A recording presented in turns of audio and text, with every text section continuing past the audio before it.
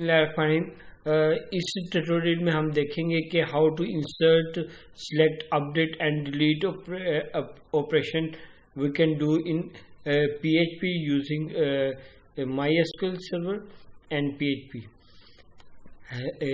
सबसे पहले इसका ऑपरेशन कर देख लेते हैं कि ये कैसे काम कर रहा है। ये हमारे पास एक मेन पेज है index.php जिसमें हम अपना डाटा दिखा रहे हैं। सबसे पहले हम ऐड यूजर्स पे क्लिक करते हैं और यूजर्स को ऐड करते हैं। ठीक है, जैसे मैं यूजर को ऐड करता हूँ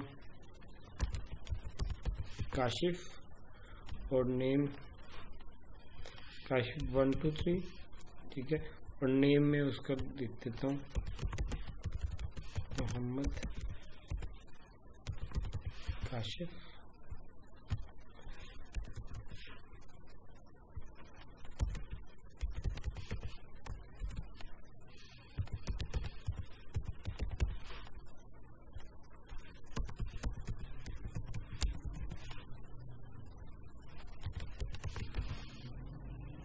जब मैं सबमिट पे क्लिक करूंगा तो यूजर इस एडिट इन सक्सेसफुली, और इस सूरत में डेटाबेस में डाटा जो है वो हमारा सेव हो जाएगा। फिर बैक पर क्लिक करूंगा तो हम वापस चले जाएंगे और यहाँ पर वो जो यूजर मैंने अभी ऐड किया है वो आ रहा है। ठीक है, अब मैं इस यूजर पर एडिट पर क्लिक करूंगा तो ये एडिट होगा, इसका डाटा मेरे पास आ जाएगा यहाँ पर और मैं इसको एडिट कर सकता हूँ। जैसे मैं यहाँ पर कर देता हूँ इसको,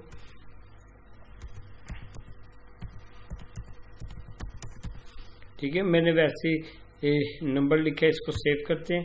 ये देखें, ये यूजर इज अपडेटेड सक्सेसफुली, और होम पे जाके वापस इसको देखते हैं, इसका डाटा अपडेट हो चुका है। ठीक है, और जब हम डिलीट पर क्लिक करेंगे तो ये रिमूव हो जाएगा। ठीक है, यूजर इज डिलीटेड सक्सेसफुली।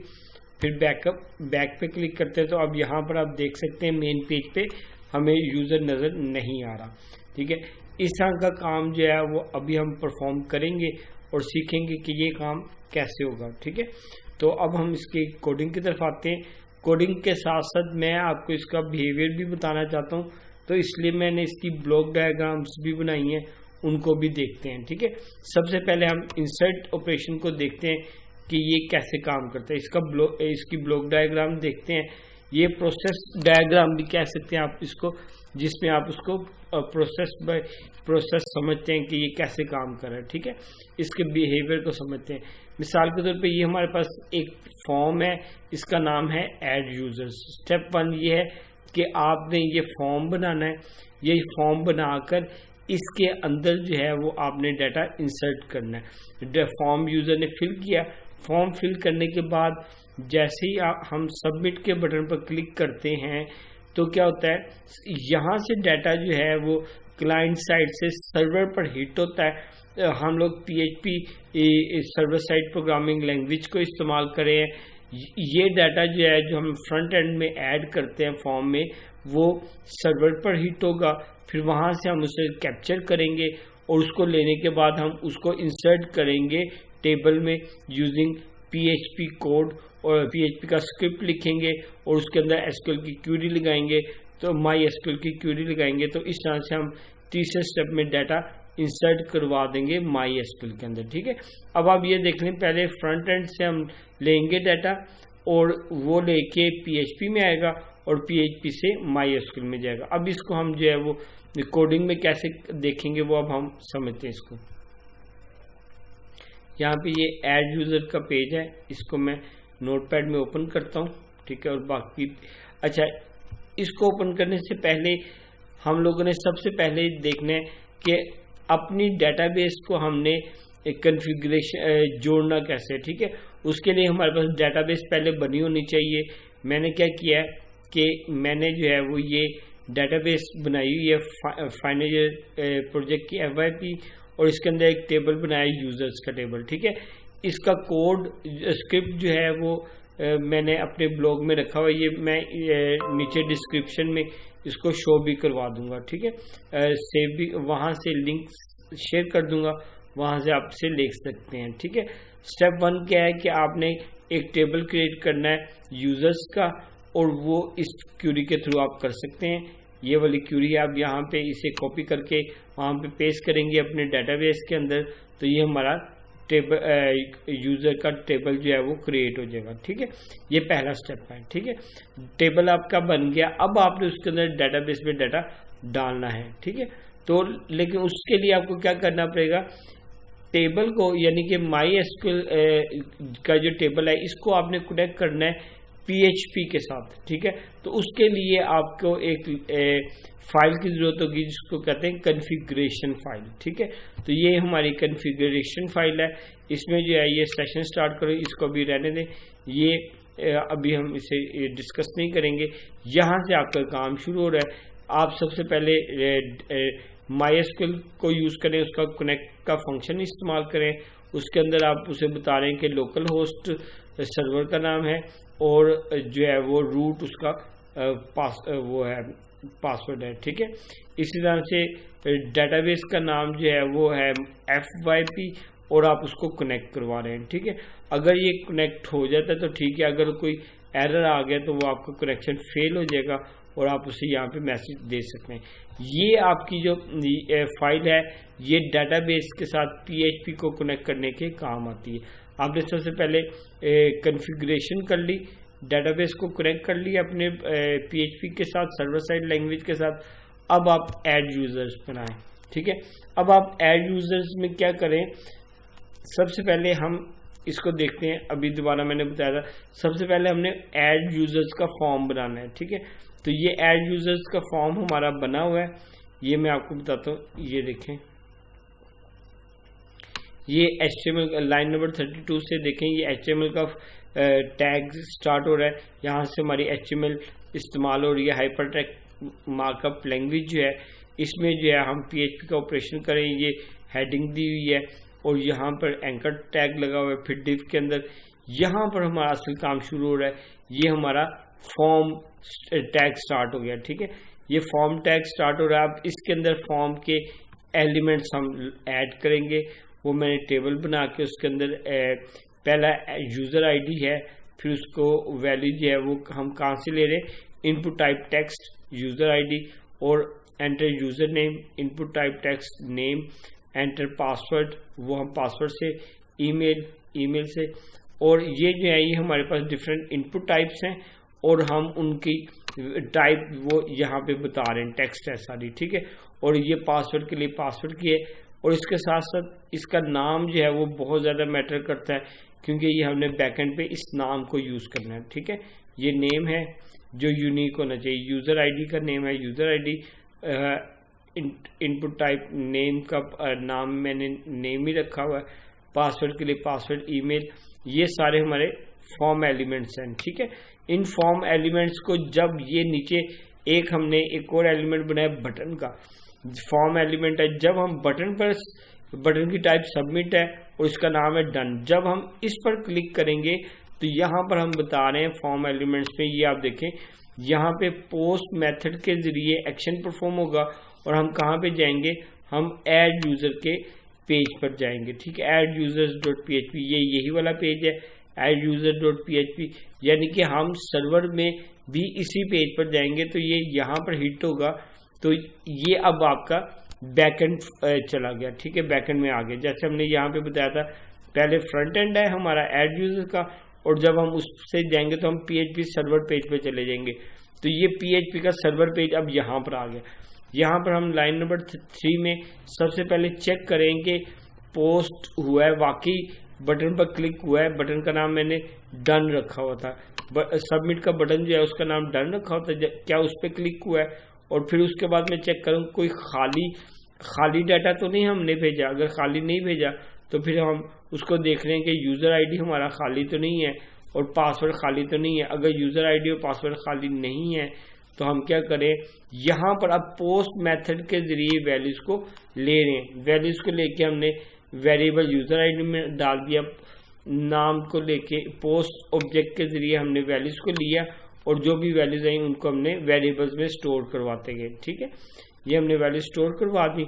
उसके बाद लाइन नंबर 16 में हमने इंसर्ट की क्यूरी लगाई है, इंसर्ट इनटू यूजर्स, ये उसके कॉलम के नेम्स हैं, और यहाँ पर हम उनको वैल्यूज दे रहे हैं। ठीक है, ये हम उनको वैल्यूज दे रहे हैं। जैसे हम वैल्यूज देंगे उसके बाद जो है यहाँ पर हम उस क्यूरी को एग्जीक्यूट करवाएंगे यानी रन करेंगे, तो हमारी जो है वो क्यूरी एग्जीक्यूट होने की वजह से डेटाबेस में डाटा चला जाएगा और उसके बाद यूजर इज एडिड सक्सेसफुली इसका मैसेज आ जाएगा। ठीक है, ये हमारा ऐड यूजर्स का काम था, वो हमारा परफॉर्म हो गया।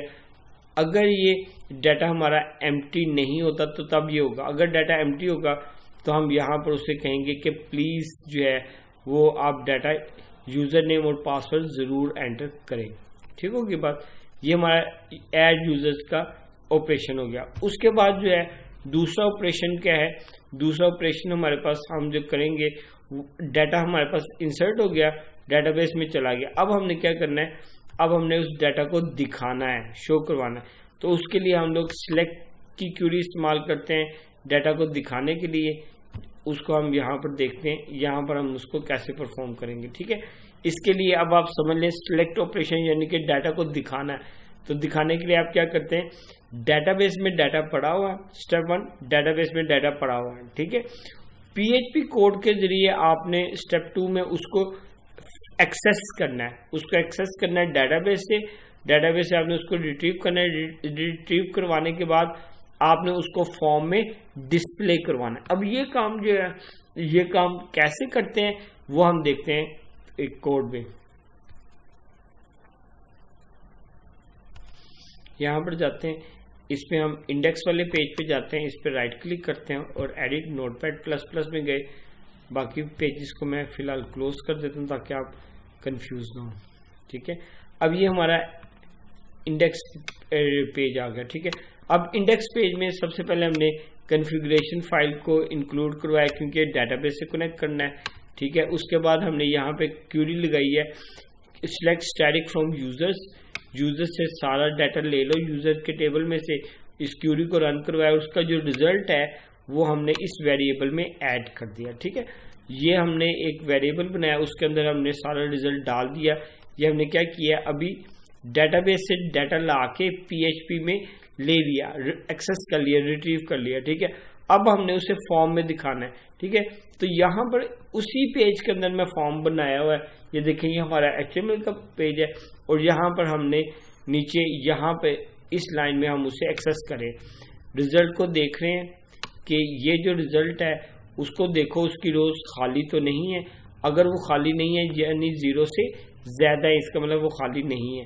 तो उसकी रो वाइज उसको फेच करो। ठीक है, एक एक टेबल की एक रो जो है उसको फेच करो, उसको एक्सेस करो। वाइल लूप के जरिए हम एक एक रो को एक्सेस करें और उसको दिखा रहे हैं। अब यहाँ पे ये देखें, ये कोड थोड़ा सा मुश्किल है। यहाँ पर आपको HTML का टेबल नजर आ रहा है, HTML का टैग है, उसके अंदर PHP के जरिए हमने डाटा को शो करवाया हुआ है। ठीक है, तो ये PHP का कोड इतना सा लिखा हुआ है। ठीक है, ये देखें यहाँ पर हमारे PHP का कोड स्क्रिप्ट स्टार्ट हुआ है और यहाँ पे स्क्रिप्ट क्लोज हो गया। ठीक है, और यहाँ पे हमने रो जो है, ये वाली रो है ना, एक रो आई है। अब इस रो का एक कॉलम है, उसका नाम बताया कौन सा है, यूजर ID, उसको हमने इको करवा दिया यानी कि उसको हमने प्रिंट करवा दिया। ठीक है, इसी तरह से नेम है, नेम को हमने इको करवा दिया। ठीक है, इसी तरह से पासवर्ड है, पासवर्ड को भी हमने इको करवा दिया। ठीक है, ये देखें, ये हमने यहाँ पे ये यूज किया। अब ये जो कोड है ये आपने याद रखना है। ठीक है, इसे हमने डाटा रिट्रीव करवा रहे हैं स्टेप बाय स्टेप। ठीक है, ये हमने रिट्रीव करवा लिया और हमारा डाटा आ गया। नीचे हमने सिंपली एक कॉलम के अंदर जो है वो हमने PHP का हाइपरलिंक लगाया हुआ है। PHP के थ्रू हम इको करवा रहे हैं एडिट यूजर और डिलीट यूजर का। इसको हम बाद में डिस्कस करते हैं, पहले हम देख लें कि हमारा रिजल्ट क्या आया। ये देखें index.php के अंदर ये आपका सारा पेज जो है वो आपका नजर आ रहा है। ठीक है, ये डाटा जो टेबल में पड़ा हुआ है वो डाटा जो है वो यहाँ पर नजर आ रहा है। इस टाइम मेरे पास 2 यूजर्स हैं तो दोनों यूजर्स के टेबल में अलग अलग नजर आ रहे हैं। ठीक है, तो यहाँ पे अब नीचे एडिट और डिलीट का ऑपरेशन भी है। डेटाबेस से डाटा ला के हमने इस फॉर्म में दिखा दिया। अब हमने आगे काम करना है एडिट का या डिलीट का। ठीक है, तो अब हम मिसाल के तौर पे अगर मैं ये अली को एडिट करता हूं तो इसको देखिएगा, जैसे ही मैं एडिट पर क्लिक करूंगा तो एडिट यूजर्स डॉट PHP में हम नेविगेट करके प्लस यहाँ पर आईडी उसका आ रहा है, ये आईडी, ये वाला आईडी, ठीक है, ये यूनिक आईडी है और इस आईडी के बगैर जो है हम उसका डाटा नहीं ले सकते। तो ये काम हम करेंगे। उसके बाद हम इसके बाद सेव पर क्लिक करेंगे, जो चेंजेस आएंगी वो हो जाएंगी, ठीक है। अब हम इसको देखते हैं कि ये एडिट का ऑपरेशन कैसे हो रहा है। ये थोड़ा सा मुश्किल है समझना आपने, ठीक है।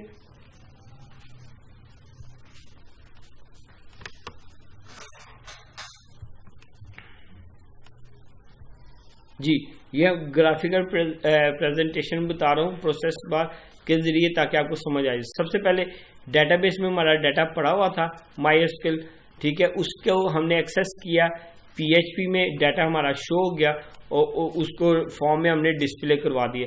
जैसे ये देखें, ये इंडेक्स पेज था, ये इंडेक्स पेज में हमारा डाटा शो हो रहा है, ठीक है। अब हम एडिट पर क्लिक करेंगे यहाँ से, ठीक है। तो हमने स्टेप 3 में जो है वो एडिट पर क्लिक किया। जैसे ही एडिट पर क्लिक किया तो जिस रो पे हमने क्लिक किया उसका आईडी जो है वो हमारे पास आ जाएगा और उससे हम डाटाबेस से डाटा ला के उसे हम एडिट फॉर्मेट में दिखा देंगे, ठीक है।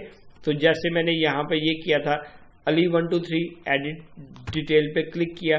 अब ये देखें, यहाँ पे हम एडिट वाले पेज पे चले गए हैं और उसका आईडी जो है वो यहाँ पे शो हो गया। ये एडिट फॉर्म में वो हमारा डाटा शो हो गया। अब हम जब सबमिट पर क्लिक करेंगे, यानी कि जब हम इसमें चेंजेस पर क्लिक करके करेंगे, तो फिर इसी पेज का एडिट फॉर्म का जो PHP साइड होगी उससे जो है वो डाटा अपडेट होगा और अपडेट होके डाटाबेस में डाटा अपडेट हो जाएगा और हमें साथ ही मैसेज आ जाएगा, डाटा इज अपडेटेड सक्सेसफुली।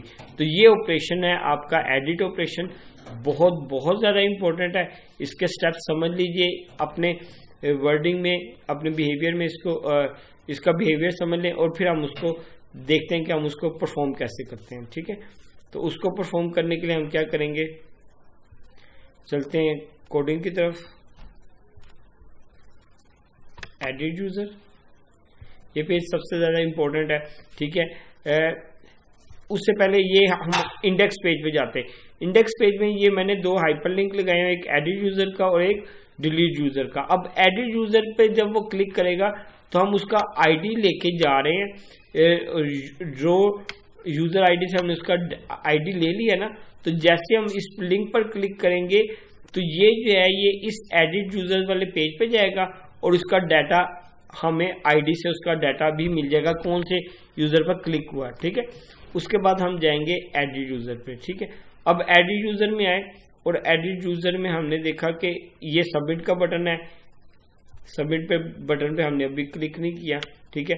हमने यहाँ पर जब हमने उस साइड पे आईडी पे हमने क्लिक किया था ना, आईडी आ गया था, सबमिट पर क्लिक किया था तो आईडी उसका रिट्रीव हुआ था। वो आईडी जो है लेके हमने इस वेरिएबल में डाल दिया यूजर। और अब यहाँ पर आप देखें, आप गेट यूज कर रहे हो। पोस्ट में क्या था, पोस्ट में हमारा डाटा नजर नहीं आता था यूआरएल में, गेट में हमारा डाटा जो है वो आईडी जो है वो यूआरएल में नजर आ रहा था, यूजर आईडी।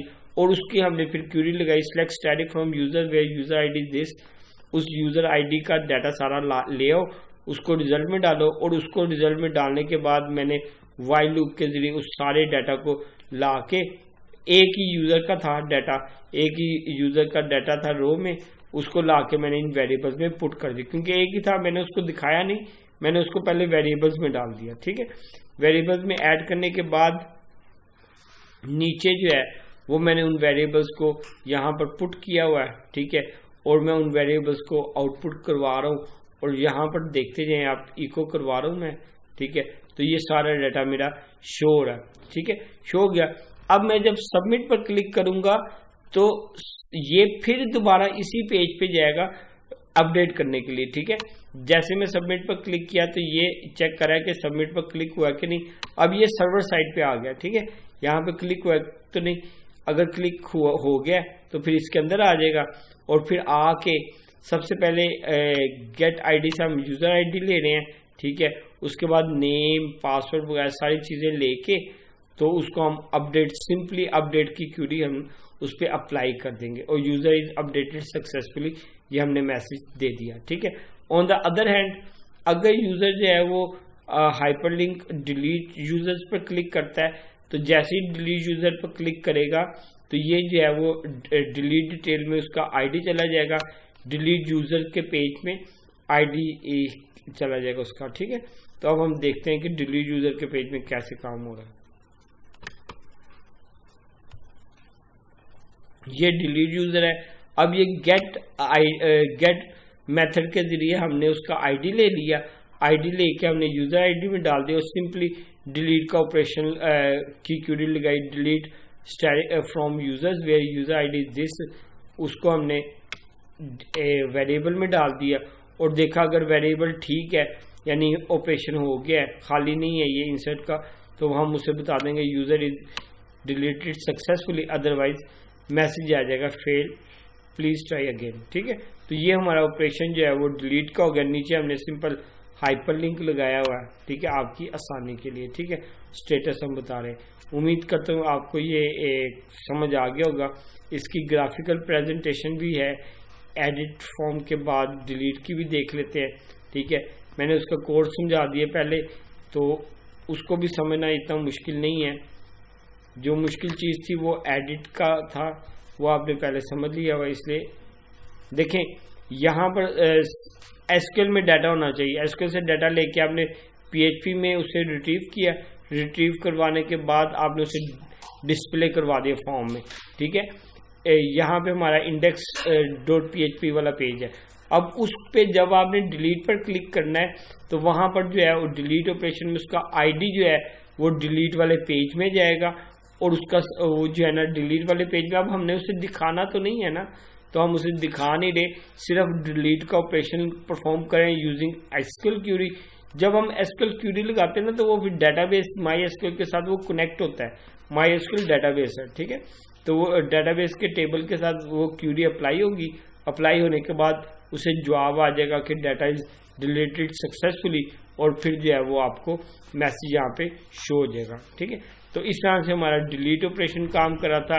एडिट ऑपरेशन पर भी बात की, डिलीट ऑपरेशन पर भी बात की। उम्मीद करता हूँ आपको चीज़ समझ आ गई होगी। और यही कोड जो है, इसका कोड क्योंकि मैंने जल्दी से एक्सप्लेन किया है, इसका कोड मैंने अपने ब्लॉग में रखा हुआ है, इसका लिंक मैं नीचे डिस्क्रिप्शन में दे दूंगा। यहाँ से जाके आप इसका कंप्लीट कोड सोर्स जो है वो कॉपी कर सकते हैं और इसके ऊपर अप्लाई करें। मज़ीद आप मेरी वीडियोस देखते रहें और प्लीज़ मेरे चैनल को सब्सक्राइब करें। मैंने बड़ी मेहनत से ये आपके लिए वीडियोस बनाई हैं। ठीक है। आगे भी बना रहा हूँ। अपना बहुत ख्याल रखिएगा। अस्सलाम वालेकुम रहमतुल्लाह।